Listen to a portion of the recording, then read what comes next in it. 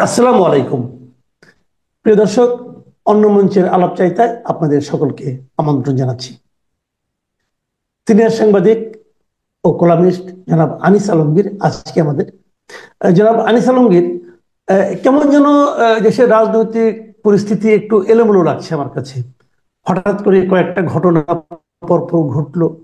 আপনি সবাই জানেন, এই বন্দর নিয়ে, করিডোর নিয়ে, সেনাপ্রধানের দরবার হলের বক্তব্য ও যতটুকু আমরা বিভিন্ন মাধ্যমে পেয়েছি সেটা নিয়ে, ইশরাকের শপথ নেওয়া না নেওয়া নিয়ে, এই সবগুলো মিলে তার মধ্যে হঠাৎ করে গত রাতে আমরা একটা খবর পেলাম যে নাহিদ ইসলাম প্রধান উপদেষ্টার সঙ্গে দেখা করতে গিয়েছিলেন। তিনি এসে জানিয়েছেন প্রধান উপদেষ্টা নাকি পদত্যাগ করতে চাচ্ছেন। এটা কি মানে, এটা কি ওনার অভিমান, অথবা এরকম একটা দায়িত্বপূর্ণ জায়গা থেকে হুট করে এভাবে ব্যক্তিগত অভিমানের কারণে পদত্যাগ করা কি শোভন?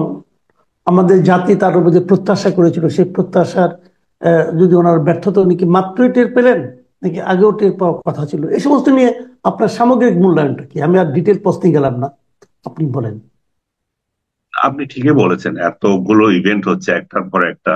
এর মধ্য দিয়ে এর মধ্যে কানেকশন আছে সবগুলোর। আপনি সেনাপ্রধানের বক্তব্য বলেন, ইশাকের যমুনার সামনে অবস্থান বলেন, তারপর আহ, পদত্যাগের যে ঘটনাটা যেটা বললেন সর্বশেষ, আহ, পদত্যাগের অভিপ্রায় যেটা আমরা অন্য কোনো মাধ্যমে পাই নাই বা ওনার প্রেস উইং বা কেউ দেয় নাই। সেটা এসেছে এনসিপির একজন নেতা, ওনার সঙ্গে ওনার সাবেক কলিগ দেখা করতে গিয়েছিলেন, সেখান থেকে এসে বললেন যে উনি অভিপ্রায় ব্যক্ত করেছেন। কিন্তু মজার ব্যাপার হচ্ছে, আমি সোশ্যাল মিডিয়ায় এটা নিয়ে এত ট্রল হচ্ছে, একটা লোকও বিশ্বাস করছে না যে আদৌ উনি পদত্যাগ করতে চান। সবাই ভাবছেন যে উনি আসলে এটা একটা সিম্পেথি অর্জন করতে চান এই ঘটনার মধ্য দিয়ে, কিন্তু সিম্পেথি ঠিক আসে নাই। আহ অনেকে উদাহরণ দিচ্ছেন, অতীতের উদাহরণ দিচ্ছেন, বিশেষ করে গ্রামীণ ব্যাংকের এমডি থাকাকালে ওনাকে এমডি থেকে সরানোর জন্য শেখ হাসিনা সরকার যে পদক্ষেপ নিয়েছিল, এটার জন্য তিনি দীর্ঘ লড়াই করলেন। সেই লড়াই এমন এক পর্যায়ে গেল, একটা ব্যক্তিগত রেষারেষিতে চলে গেল। সে ব্যক্তিগত রেষারেষি আমার মনে হয় এখনো বর্তমান আছে, যে শেখ হাসিনা তার প্রতি যে আক্রোশমূলক কর্মকাণ্ড করেছেন বলে উনার বিশ্বাস, বা উনার তরফের উনার লোকজন যারা বিশ্বাস করে, সেটাই আবার শেখ হাসিনার উপর প্রতিফলিত হচ্ছে বা আওয়ামী লীগের উপর প্রতিফলিত হচ্ছে। ভেরি রিসেন্টলি আওয়ামী লীগকে নিষিদ্ধ করা হলো, এবং আপনার ইভেন তার রেজিস্ট্রেশন পর্যন্ত বাতিল করা দেওয়া হলো। যাক, সেটা আপনি জানেন, নিশ্চয়ই সবাই জানে। আমি যেটা বলতে চাচ্ছি যে এই পদত্যাগ তিনি করবেন কেন, যদি সত্যিকার অর্থে উনি করার মনোভাব রাখেনও। তো এখানে পদত্যাগ করার মতো কি ঘটনা ঘটলো? উনাকে তো কেউ বলে নাই যে আপনি নিরপেক্ষতা হারিয়েছেন, আপনি সরে যান। উনি নিরপেক্ষতা বহুভাবে হারিয়েছেন, কিন্তু কেউ কোশ্চেন করেনি কিন্তু উনার নিরপেক্ষতা নিয়ে। এখন উনার নিরপেক্ষতা, আমি সেই বিস্তারিত বিবরণ যদি আপনাকে দিতে যাই, সেও আর দীর্ঘ কাহিনী। শুধু এটুকু ধরে রাখেন যে ওনার ইউনুস সেন্টার কেন্দ্রিক যে লোকগুলো ছিল, উনি ওইগুলোকে এনেছেন, ওইগুলোকে ব্যবহার করছেন। ইউনুস সেন্টারে যারা তেল মারতে গিয়েছিল, উনি তাদেরকে বড় বড় পোস্ট দিয়েছেন। এবং উনি এত দরদি ভাই যে সিনিয়র সচিবের নিচে উনি কাউকে পদই দেন না, এমন একটা অবস্থা হয়েছে সরকারের।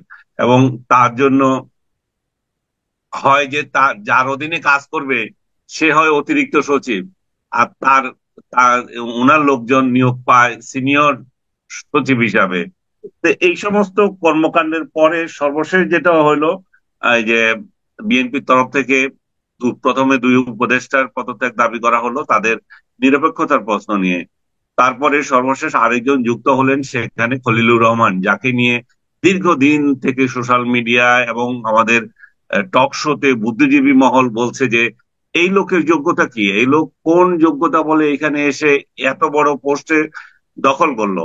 এবং যেই সেই পোস্ট না, তার জন্য পোস্ট ক্রিয়েট করা হলো আমি বলতে হবে। কারণ জাতীয় নিরাপত্তা উপদেষ্টা বলে আমাদের আমাদের কোনো কিন্তু পোস্ট এর আগে ছিল না। আমাদের যেগুলো ছিল, প্রধানমন্ত্রী বা রাষ্ট্রপতি যাদের হোক তাদের নিরাপত্তা বিষয়ক পরামর্শক ছিল, যেটা তারিক সিদ্দিকী বা আদার্স এর আগেও এনজয় করেছেন। সেই জায়গায় নিরাপত্তা জাতীয় নিরাপত্তা উপদেষ্টা বানানো ইন্ডিয়ান আলোরে, ইন্ডিয়াতেও এই পোস্ট আছে।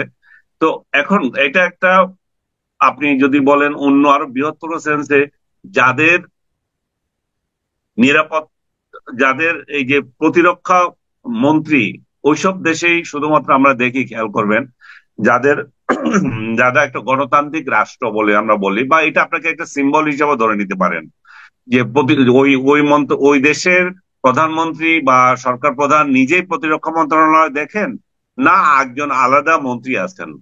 যেসব দেশে আলাদা মন্ত্রী আছে আপনি ধরে নিতে পারেন যে তারা গণতান্ত্রিক দেশ, এবং যেগুলোতে নাই তারা মনে করতে পারেন যে সেনাবাহিনী বা ওই সমস্ত দেশে ওই ধরনের পাওয়ার এনজয় করে, তারা তারা সরাসরি সরকার প্রধানের অধীনে থাকতে চায়। এই অবস্থায় উনি একটা, আমাদের দেশে এখন গণতান্ত্রিক সরকার তো নাই, আমরা একটা অনির্বাচিত সরকার দিয়ে রেখেছি, সেখানে উনি এই পোস্ট আমদানি করেছেন, এমন এমন একটা লোককে আমদানি করেছেন যে বাংলাদেশে ছিলই না দীর্ঘ জীবন তার।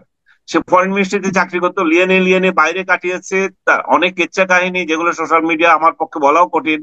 উনার উনার ব্যক্তিগত কাহিনীগুলা অনেকে আসছে, উনার অনেকে দেখেছে, এগুলা এগুলো আমরা উল্লেখ করতে চাই না। তাকে যারা পাঠিয়েছে, তার মুরিদ ফির যারা আছে, তাদের যে ভাষা, তারা যেই ভাষায় কথা বলে, এবং আপনি যদি খেয়াল করে থাকেন এই সমস্ত উনার উনার উনার পক্ষ অবলম্বনকারীরা ইউটিউবাররা, এরা দীর্ঘদিন থেকে দেশের বাইরে থেকে সেনাবাহিনী সম্পর্কে এত নিকৃষ্ট কন্টেন্ট বানাতো এবং এত আজে বাজে কন্টেন্ট তৈরি করে সেনাপ্রধানকে আক্রমণ করত, ভারতীয় এজেন্ট বানিয়ে দিত। সেই ৭৫-এ যেমন আপনার খালেদ মোশাররফকে ইন্ডিয়ান এজেন্ট বানিয়ে একটা প্রোপাগান্ডা তৈরি করে তাকে হত্যা করেছিল, সেরকম সেরকম এজেন্ডা নিয়ে এরা এখানে কাজ করছে। তো ডক্টর ইউনূস সেনা সরকার প্রধান হিসাবে ট্রিটিং জেনারেলদের সম্পর্কে, সেনাপ্রধান সম্পর্কে যে সমস্ত কর্মকাণ্ড বাইরের লোকরা করছে, তার বিরুদ্ধে কি একটা ব্যবস্থা নিয়েছেন? কোনো ব্যবস্থা নেন নাই। বাংলাদেশের সেনাবাহিনী একটা রাষ্ট্রের গৌরব, সেই রাষ্ট্রের গৌরব প্রধান যিনি, তাকে আক্রমণ করা হচ্ছে। আমরা দেখলাম না যে রাষ্ট্রের তরফ থেকে সেখানে কোনো পদক্ষেপ নেওয়া হলো, বলা হলো না যে তোমরা বা আপনারা যেগুলো করছেন এগুলা বন্ধ করেন। বরং উল্টো উনি একজনকে ওইখানে উপদেষ্টা বানালেন, যিনি আবার ওদের ওদের সমর্থন নিয়ে ওরা উনাকে হাইলাইট করে করে কন্টেন্ট বানাচ্ছে, উনাদের ব্যক্তি বলে প্রচার করছে।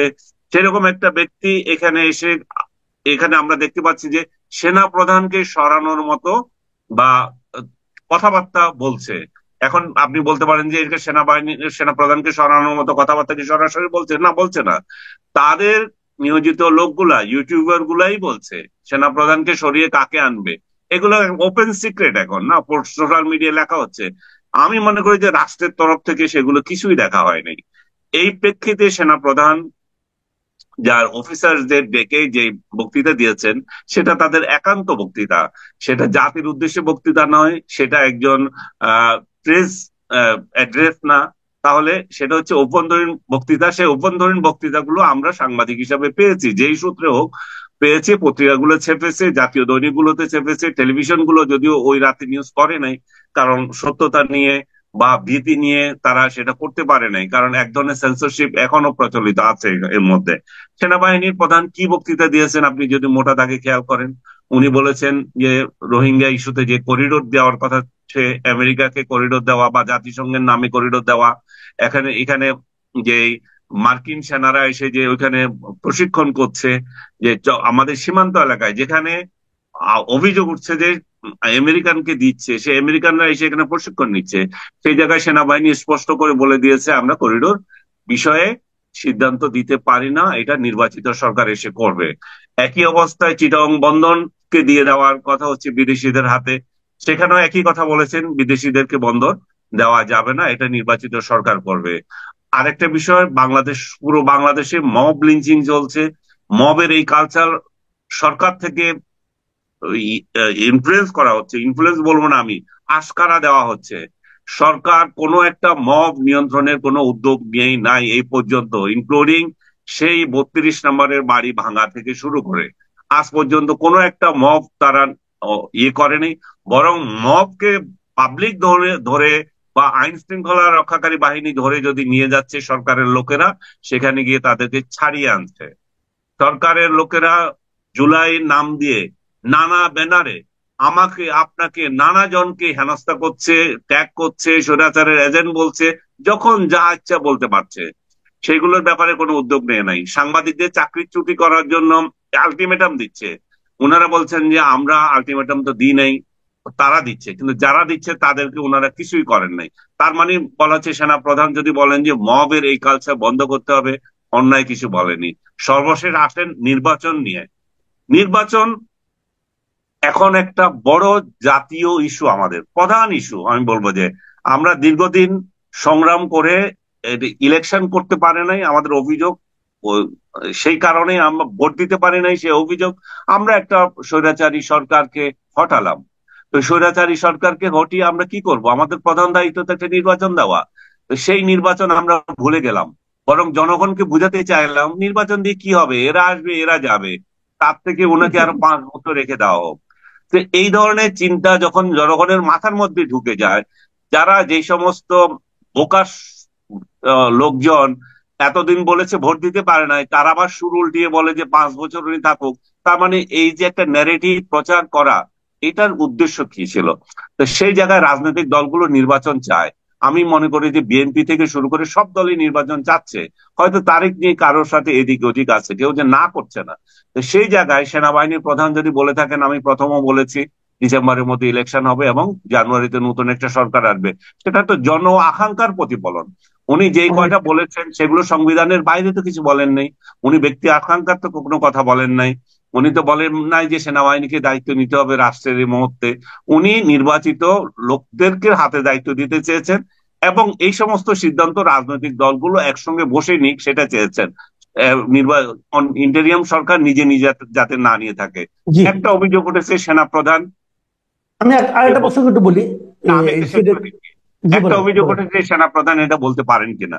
সেনাপ্রধান এই সমস্ত বিষয় নিয়ে অবশ্যই উনি পারেন, কারণ নির্বাচন নির্বাচন দেওয়ার দায়িত্ব হচ্ছে একমাত্র নির্বাচন কমিশনের। কারণ এটা সংবিধান, সংবিধান সেটাই তাদেরকে দিয়েছে। কিন্তু বর্তমান রাজনৈতিক প্রেক্ষাপটে যখন ডক্টর ইউনূস সহ কিছু ব্যক্তি এমন পদক্ষেপ নিচ্ছেন, যখন নির্বাচন একটা অনিশ্চিত অবস্থার মধ্যে চলে গেছে, যখন তাকে দাবি করা হচ্ছে একটা রোড ম্যাপ দেওয়ার জন্য, নির্দিষ্ট তারিখ দেওয়ার জন্য, দিনের পর দিন সেটাকে পাশ কাটিয়ে তারা সংস্কারের নাটক করছেন, সংস্কারের গল্প বলছেন, তখন সেনাবাহিনীর প্রধান যদি বলেন যে নির্বাচনের একটা তারিখ দেওয়ার জন্য, অন্যায় কিছু নয়। এখানে তো রাজনৈতিক দলের নেতা হিসেবে তিনি আবির্ভূত হন নাই, বরং দেশের নিরাপত্তা স্থিতিশীলতা রক্ষার দায়িত্বে থাকা একজন শীর্ষ কর্মকর্তার আচরণ করেছেন এখানে। বলেন আপনি যেটা বলতে চাচ্ছিলেন। জি, আমি যেটা বলতে চাচ্ছি যে এই যে এত কিছু তারা করতেছে, এইগুলো করা নিয়ে আপনি নানা রকম প্রশ্ন করলেন, অনেকেই প্রশ্ন করছে, পলিটিক্যাল পার্টিগুলো প্রশ্ন করছে বন্দর দেওয়া নিয়ে, করিডোর দেওয়া নিয়ে। তো এই প্রসঙ্গে আমাদের এখানে যিনি প্রধান উপদেষ্টার যে প্রেস সেক্রেটারি, উনি একটা কথা কিন্তু বলেছেন এবং এই কথাটা খুবই আলোচিত হয়েছে, নিশ্চয় আপনারও মনে আছে। উনি বলেছেন তাদের সরকারের নাকি সবকিছু করার ম্যান্ডেট আছে। এই বিষয়টাতে আপনি আসলে কিভাবে দেখবেন, আসলে কি আছে? মোটেই নাই। এটা শফিক সাহেব যদি বলে থাকেন, উনি খুবই এটা অন্যায় কথা বলেছেন। উনাকে জুলাই অভ্যুত্থানের নায়করা বর্তমান সরকারকে ক্ষমতায় দিয়েছে। ক্ষমতায় দিয়েছে মানে হচ্ছে যে যা ইচ্ছা তা করার ক্ষমতা দেয় নাই। ক্ষমতা দিয়েছে মানে হচ্ছে রাষ্ট্রীয় নিরাপত্তা সার্বভৌমত্ব ক্ষুণ্ণ হয় সেই সমস্ত বিষয়ে অধিকার দেয় নাই। ক্ষমতা ওনাকে দিয়েছে, সেটা উনি যদি শফিক সাহেব যদি আহ, উচ্চ আদালতের সেই বারিক দেখেন, সেখানে দেখবেন সেখানে বলা হয়েছে ডেইলি অ্যাফেয়ার্স করার জন্য এই সরকারকে দায়িত্ব দেওয়া হয়েছে।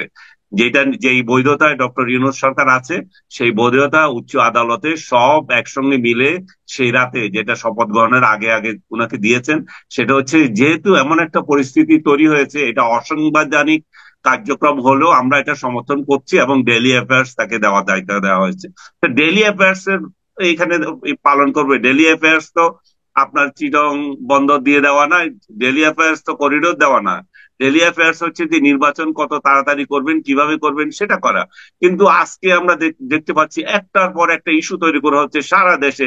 একদিকে এনবিআর ভেঙে দাও, একদিকে ওই করো সেই করো, যাকে প্রয়োজন যেখানে দরকার তাকে সেখানে না দিয়ে গণশত্রু তৈরি করা, চারিদিকে গণশত্রু তৈরি করছে। একটা রাজনৈতিক দলকে নিষিদ্ধ করে শান্ত হয় নাই, শুধু তাদের সমর্থক থেকে শুরু করবে সর্বোচ্চ প্রধান, যে যেখানে আছে তাদেরকে জেলে ভরে দিতে পারবে যে কেউ। কারণ অপরাধ কি আওয়ামী লীগ করেছে, তা আওয়ামী লীগ কি একটা নিষিদ্ধ দল ছিল? সেই দল সে করবে না কেন? সেই দল করে কি অপরাধ করেছে সেটার জন্য আপনি সাজা দেন।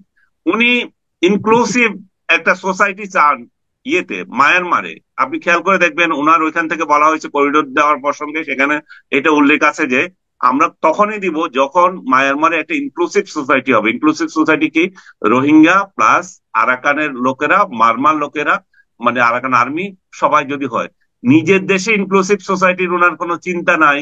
এখানে এখানে বিভক্তির পর বিভক্তি, বিএনপি বিভক্তি, জামাত বিভক্তি, এনসিপি বিভক্তি, আওয়ামী লীগ বিভক্তি, ভাইয়ে ভাইয়ে বিভক্তি। যিনি দায়িত্ব নিয়েছেন একজন শান্তি প্রতিষ্ঠার একজন ব্যক্তি, যিনি শান্তির নোবেল পাওয়া ব্যক্তি, যার মাধ্যমে দেশে শান্তি আসবে, সেই শান্তির বাণী এখান থেকে চলে গেছে, অন্য দেশের শান্তি নিয়ে চিন্তা করছে। এখানে আমরা কি করে যারা অপরাধী তাদেরকে সাজা দেব? আপনি শেখ হাসিনা থেকে শুরু করে যারা যারা আপনার দৃষ্টিতে, আইনের দৃষ্টিতে অপরাধ করেছে, সাজা দেন। কিন্তু ঘরে ঘরে আওয়ামী লীগ খুঁজে আপনি কি তৈরি করছেন? আমার ঘরে আওয়ামী লীগ আছে, আপনার ঘরে আওয়ামী লীগ আছে, সবার ঘরে আওয়ামী লীগ আছে, তাই না? বিএনপি আছে, জি। জামাত আছে। তো আমরা একের সঙ্গে কেন যুদ্ধ লাগিয়ে দেবো? আমরা কোথায় যাব? আমরা কি বঙ্গোপসাগরে চলে যাব? যারা এই আওয়ামী লীগ করেছে বা করছে তাদেরকে আমরা কি ফেলে দেব? তাই না? তাহলে আমাদের তো একটা সেন্সিবল একটা ইয়ে করতে হবে, সোসাইটি আমরা তৈরি করতে হবে। এখন উনি চলে যাবেন, উনি চলে যাওয়া কি সমাধান? উনি যে অর্থনীতি রেখে যাচ্ছেন, উনি যে সমাজ রেখে যাচ্ছেন, যে কার্যার রাজ্য রেখে যাচ্ছেন, সেখানে বিএনপি আসতে সামাল দিতে পারবে? জামাত আসতে সামাল দিতে পারবে? সম্মিলিত ভাবে আসতে সামাল দিতে পারবে? উনি তো শেখ হাসিনা যা করেছেন সেই ধ্বংসকে আরো ধ্বংসাত্মক, মানে বালি বালি করে দিয়ে যাচ্ছেন। তো এই অবস্থায় উনি কেন যাবেন? ওনাকে কি কেউ পদত্যাগ করতে বলেছে? তা তো বলে নাই। উনাকে বলেছে ওনার যে পরিষদ আছে, পরিষদ যাতে নিরপেক্ষ আচরণ করে। পরিষদের 3জন ব্যক্তিকে পাল্টাপাল্টি বা ওই পদত্যাগের অভিযোগ বলা হয়েছে। ওকে, তিনজন ব্যক্তিকে, আসিফ মাহমুদকে বলা হয়েছে, তারপরে আরেকজন তথ্য উপদেষ্টা, ওনার নাম কি জানি, মাহফুজ আলম। মাহফুজ আলম। মাহফুজ আলমকে পদত্যাগ করতে বলা হয়েছে। আমি আমি আমি কালকে আমি দেখলাম মাহফুজ আলম, আমি থ্যাঙ্কস জানাই তাকে। উনি একটা বিবৃতি দিয়েছেন। উনি বলেছেন যে আমি যদি অতীতে এই জন্য বিভক্তিমূলক কোনো কর্মকাণ্ড করে থাকি, বলে থাকি, তাহলে সেটার জন্য আমি ক্ষমা প্রার্থী। একজন মানুষকে অবশ্যই আমরা সেটুকু ইয়ে দেব। উনার উনার উপলব্ধি হয়েছে, উনি যদি উনার কর্মকাণ্ডে যদি কোনো বিভক্তি এসে থাকে সেটাতে উনি ক্ষমা চেয়েছেন। আসিফের বিরুদ্ধে অভিযোগ, আসিফকে সতর্ক করতে পারেন, বাবা তোমরা আমাদেরকে এই সরকারে বসিয়েছো, তোমাদের কার্যকলাপ নিরপেক্ষ থাকো, তোমাদের দল আছে সত্য, কিন্তু তোমরা এখন যে দায়িত্ব আছো সেখানে জাতি তোমাদেরকে নিরপেক্ষ একটা দায়িত্ব পালন করতে বলেছে, এনাফ এগুলো বলে দিলে। কিন্তু জি। ওনার যে নিরাপত্তা উপদেষ্টা, তার সম্পর্কে সিভিয়ার অভিযোগ। এই লোকের নৈতিক চরিত্র ঠিক নেই, এই লোকের জাতীয়তা নিয়ে সমস্যা তৈরি হয়েছে, এই লোক বাংলাদেশি ছিল না কোনোদিন। বাংলাদেশে না থেকে জাতীয় নিরাপত্তার মতো একটা গুরুর দায়িত্ব তাকে দিয়ে দেওয়া যায় না, তাই না? তো জি। এরকম একটা জায়গা থেকে সেই ব্যাপারে কথা হতে পারে। জি। অন্য দুইটা নিয়ে আমি মনে করি যে এটা সিরিয়াস কিছু হয়নি। আর এনসিপি যে পাল্টা 3জনের কথা বলেছে, সেগুলো তারা এর প্রেক্ষিতে বলেছে, যেহেতু বিএনপি বলেছে তাই আমরাও বলেছি। আমার মনে হয় না যে এটা সিরিয়াস একটা ইস্যু। উনার এই এই ধরনের কথা বলতে হবে যে আমি পদত্যাগ করব, বা উনার লোকেরা নাটক করতে হবে যে উনি না থাকলে রাজ্যের কি হবে রে বাবা। সেই শেখ হাসিনা কাহিনী, উনি না থাকলে দেশের কি হবে, তাই না? এখানে উনি বিকল্প কি? বিকল্প অবশ্যই আছে, ডক্টর ইনু চলে গেলেও বিকল্প আছে, কিন্তু কথা হচ্ছে উনি কেন যাবেন? উনাকে যাওয়ার জন্য তো কেউ বলে নাই। উনাকে ছাত্ররা দায়িত্ব দিয়েছে, উনাকে সমস্ত রাজনৈতিক দল সমর্থন করেছে, জনগণ সমর্থন করে। উনার প্রধান দায়িত্ব কি? একটা ইলেকশন দেওয়া। উনার প্রধান দায়িত্ব একটা ইলেকশন দেওয়া, সেই দায়িত্বটা উনি পালন করছেন না। ইলেকশন ডেট দিচ্ছেন না, উনি সেটা দিক আগে। সেটা দিলে দেখবেন সবকিছু ঠান্ডা হয়ে গেছে। জি। অনেক ধন্যবাদ। অনেক ধন্যবাদ জনাব আলী সামগীর। প্রিয় দর্শক, আপনারা শুনলেন একটা গুরুত্বপূর্ণ ক্রুশিয়াল মোমেন্ট, আসলে আমরা এই আলোচনাগুলো করছি।